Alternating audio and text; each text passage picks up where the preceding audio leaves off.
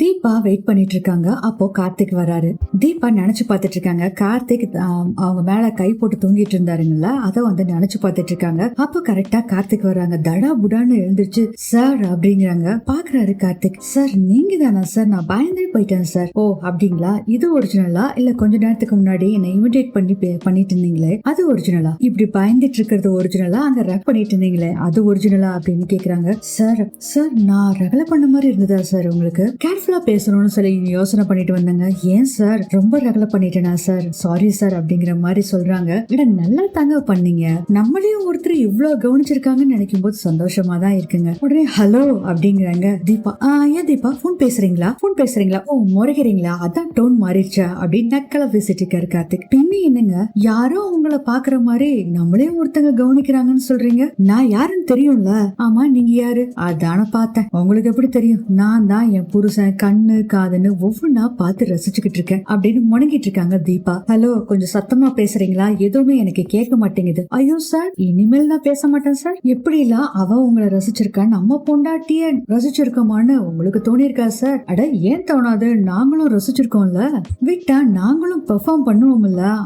அதெல்லாம் சும்மா அப்படின்னு சொல்றாங்க தீபா. ஏங்க சமயம் வரும்போது இந்த கார்த்திக் சார் இந்த குறும்பெல்லாம் நீங்க எப்படி பண்ணீங்கன்னு லிஸ்ட் போட போறோம் பாருங்க. நான் தூங்கும் போது என் முகத்தை பார்த்து பேசிட்டு இருந்தீங்களா? ஆலைனோவா அப்படிங்கிற மாதிரி பாத்துட்டு இருக்காங்க தீபா. ஐயோ தாடியில கை வைக்கவே பயமா இருக்குதுங்க. இது பார்த்தோன்னே தீபா சிரிக்கிறாங்க. அந்த மேனலிசம் புடிச்சதானதானே சார் நான் இமிடேட் பண்ணேன்.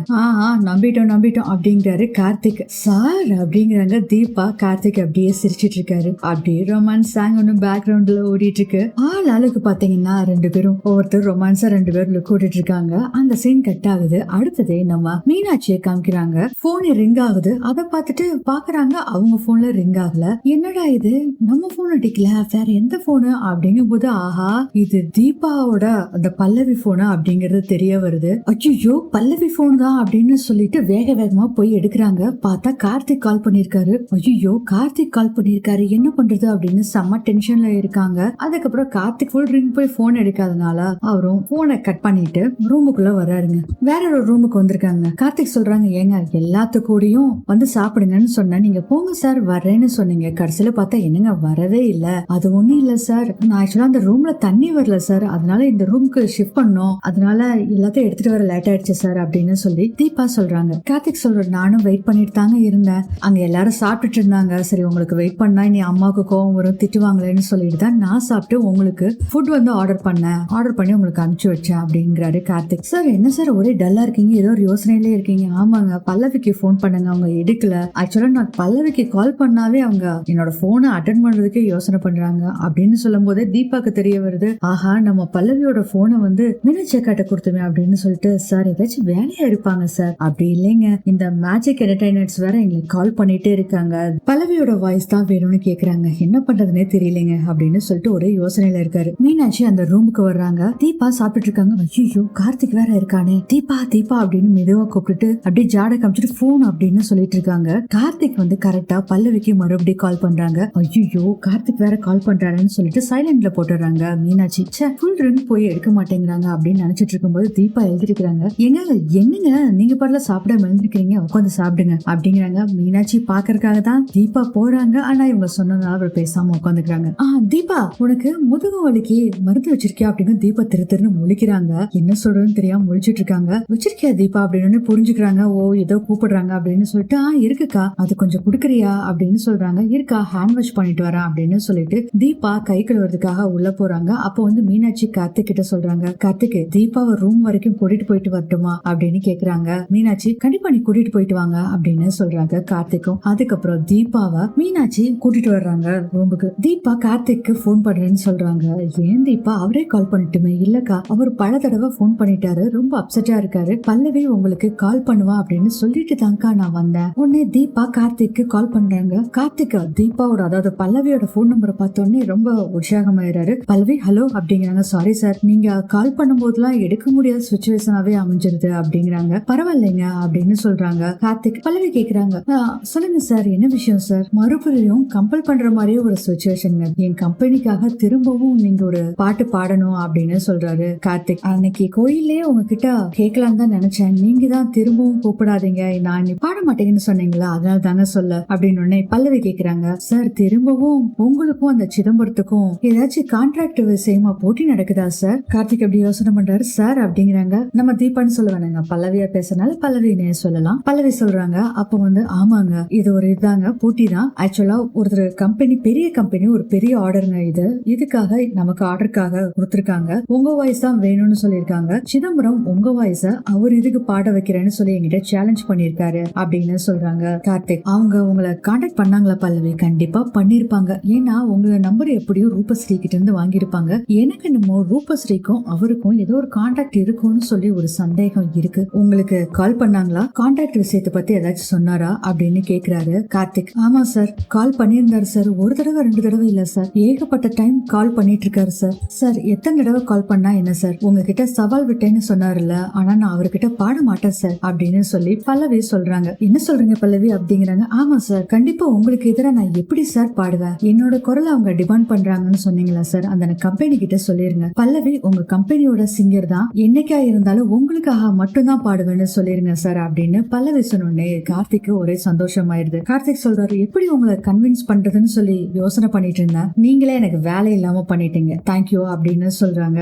கார்த்திக். கார்த்திக் சொல்றாரு, தேங்க்ஸுங்க அப்படிங்கிறாங்க. சார் இதுக்கு எதுக்கு சார் தேங்க்ஸ்? உங்களுக்கான ஒரு நன்றிக்கர்னா என் குரலுக்கு கிடைச்ச ஒரு அங்கீகாரம் உங்களாலதான் சார் அது கிடைச்சது. ஏன் சுச்சுவேஷனை புரிஞ்சுக்கிட்டு எனக்காக இப்படி சொன்னீங்க பாத்தீங்களா, ரொம்ப தேங்க்ஸுங்க. அதே மாதிரி என் கம்பெனிக்கு மட்டும் தான் பாடுவேன்னு சொன்னீங்கல்ல, அது வேண்டாங்க, நீங்க எல்லாத்துக்குமே பாடுங்க. என்ன பல்லவி பாடுவீங்கல்ல? சார் இப்போதைக்கு உங்க இதுல மட்டும் பாடுறேன் சார், எல்லாத்துக்கும் என் முகம் தெரிஞ்சு அதுக்கப்புறம் வரணும் வெளியே அப்படின்னு நினைச்சேன்னா அதுக்கப்புறம் எல்லாத்துக்கிட்டையும் பாடுறேன் சார் அப்படின்னு சொல்றாங்க தீபா. கார்த்திக் ரொம்ப தேங்க்ஸ், நான் வைக்கிறேங்க அப்படின்னு சொல்லிட்டு போனை கட் பண்ணிடுறாரு கார்த்திக். போனை கட் பண்ணாலும் மீனாட்சி சொல்றாங்க, என்ன தீபா கடன்னு எல்லா விஷயத்தையும் சொல்லிட்ட, சிதம்பரம் விஷயம் முதல் கொண்டு எல்லாமே சொல்லிட்ட. அக்கா இதே மாதிரி நான் தான் பல்லவி அப்படிங்கிற விஷயத்தையும் சொன்னா எவ்வளவு நல்லா இருக்கும்க்கா. தீபா கவலைப்படாத தீபா, எல்லாமே மாறிடும் தீபா, கூடிய சீக்கிரம் நீ தான் பல்லவி அப்படிங்கிற விஷயம் தெரிய வரும். நிச்சயமா அது ஒரு நல்ல முடிவா தான் இருக்கும்னு என் மனசு சொல்லுது தீபா. உங்க வார்த்தை பழிக்கட்டும்க்கா. கண்டிப்பா பழிக்கும் தீபா, வா போலாம் அப்படின்னு சொல்லிட்டு 2 பேரும் வர்றாங்க. அதுக்கப்புறம் கார்த்திக் அவங்க ரூம்ல உட்காந்துட்டு இருக்காங்க. தீபா வர்றாங்க.